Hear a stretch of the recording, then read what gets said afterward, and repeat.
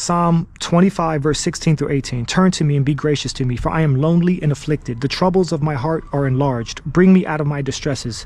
Consider my affliction and my trouble, and forgive all my sins. David wrote this particular psalm, and I love it because he's showing vulnerability, and he's not sugarcoating anything, right? He's pouring his heart out to God. And if we're honest, there's things that we're going through in life where it lines up with what David is going through. So when you read that, you can make an instant connection, right? So don't leave it at that. There's a book, I forgot, I think it's called Praying the Bible. It's a pretty small book. I would encourage everybody to check it out. But it reminds me of this psalm because the book teaches you how to pray the Psalms. Sometimes we go to God in prayer and we have no idea what to say.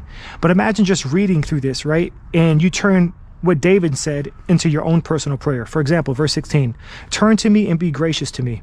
Let's stop there. You can say, Lord, please, Lord, turn to me and be gracious to me. And you can go off on the list of things that you need help with, right? Say, Lord, be gracious to me in this area or in that area. And the next verse, it says, for I am lonely and afflicted. There's a lot of people out there who feel afflicted and who are lonely. So talk to the Lord about those particular things in your life and bring it to him, right? Pray, be honest, just like David.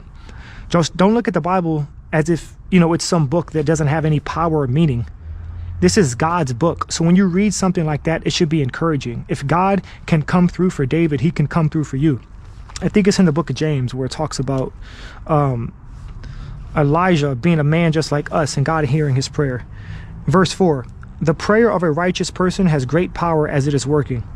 Elijah was a man with a nature like ours. And he prayed fervently that it might not rain. And for 3 years and 6 months, it did not rain on the earth. Then he prayed again, and heaven gave rain, and the earth bore its fruit.